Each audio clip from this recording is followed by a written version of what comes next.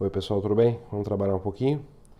Nesse vídeo eu quero discutir uma questão que é muito discutida entre os professores e acho que também no campo da educação como um todo, que é a seguinte: por que os alunos não leem, né? Por que a gente tem dificuldade muitas vezes de fazer os alunos lerem textos complexos, né? E como é que a gente pode conseguir que os alunos leiam, né? Essa reclamação de que os alunos e alunas não leem é bastante comum, né? E para uma série para o desenvolvimento de uma série de habilidades, né, a leitura de textos complexos é absolutamente necessária. Não dá para prescindir disso, né, quando você está ensinando uma série de temas também no campo do direito, né? Mas o que acontece? Tem alguma aversão específica à leitura no nosso mundo contemporâneo? Ou existe uma dificuldade de concentração? O que está acontecendo, né? É claro que tem muitas questões envolvidas nesse problema. Eu vou falar de um aspecto que me chamou a atenção a partir de leituras que eu tenho feito e de reflexões também com a ajuda de enfim, uma série de textos pedagógicos, né?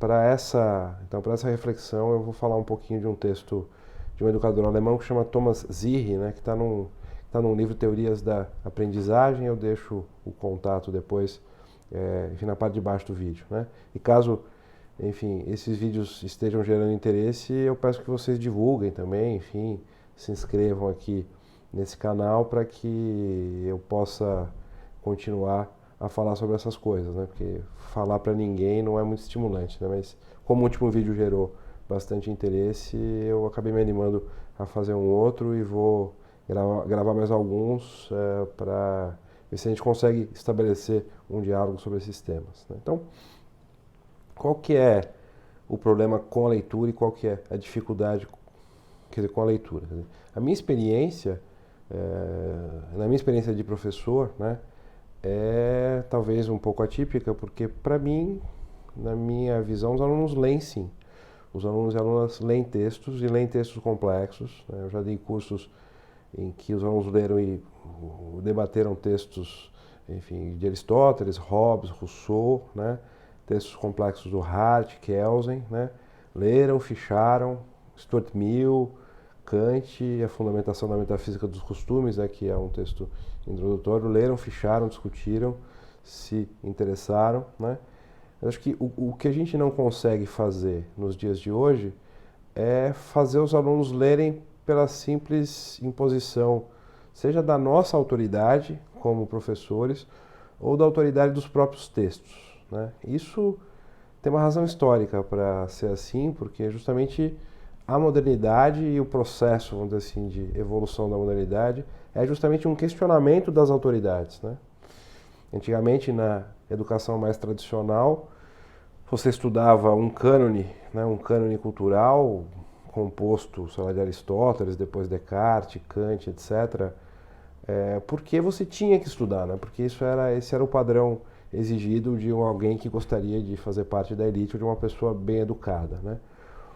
Esse cânone foi sendo erodido, né? A gente não tem mais a clareza, né, do que, para além de formar certas habilidades, né, ou para além de formar alguém para resolver certos problemas, a gente não tem mais esse cânone tão íntegro formado, né, e com poder de convencimento, a não ser em algumas áreas específicas, né? Se alguém vai procurar estudar filosofia, especificamente ele vai ter que adquirir um certo conhecimento que é relativamente padrão, mas mesmo nesses campos, né, será que a gente tem discutido, a gente deve ler Machado de Assis ou deve ler autores, enfim, representativos enfim, da posição colonial? Será que ler só autores brancos é algo que caiba num curso de literatura? Será que a gente não deve ler, enfim, autores de outros países, também autores subalternos, né, e não só alta literatura? Então tudo isso entrou em questão, né? Tudo isso entrou em questão, então não dá simplesmente para esperar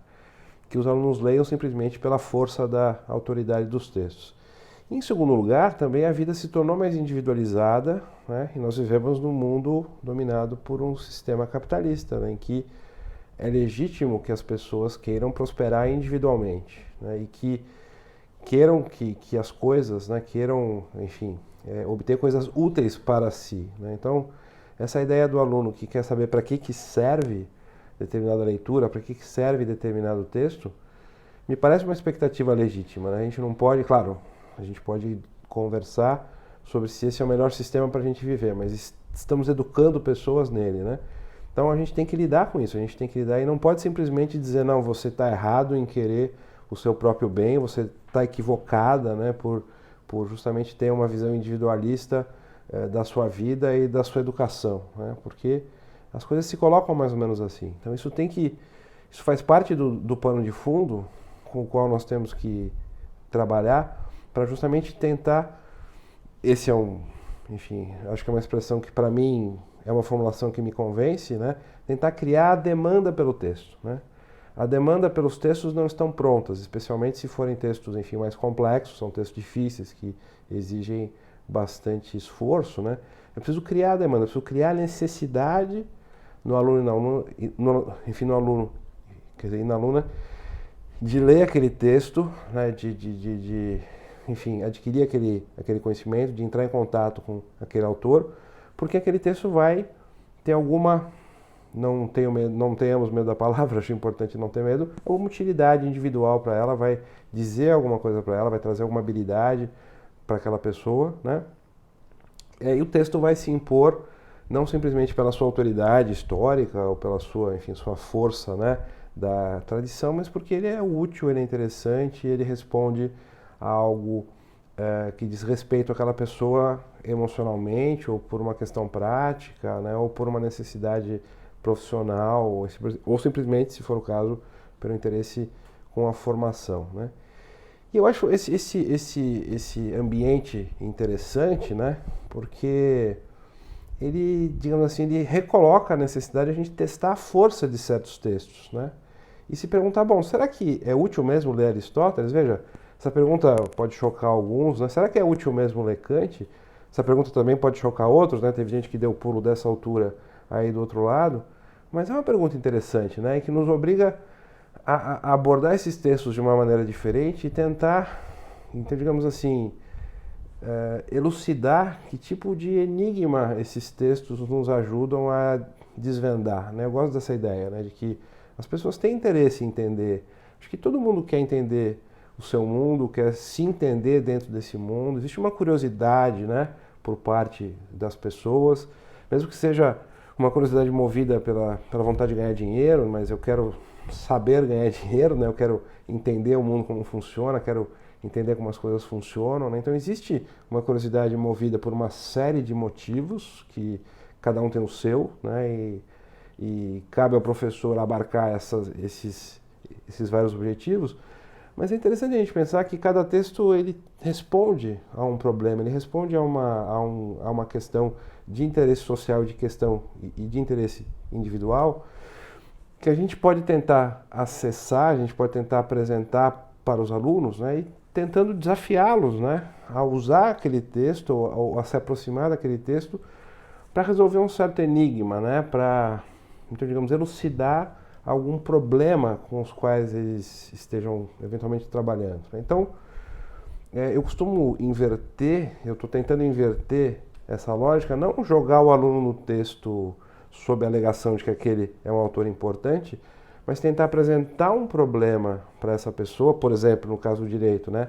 A indeterminação do direito, que gera muita angústia, né? Bom, mas como assim? Tem várias respostas para a mesma questão, como é que faz? Aí aplica a norma, não aplica a norma, dá para pensar em termos positivistas, né? Esse tipo gera uma tempestade mental, muitas vezes, quando enfim, a gente discute, especialmente nos alunos iniciantes, mas não só, né? Nós estamos debatendo ativismo judicial faz quantos anos, né?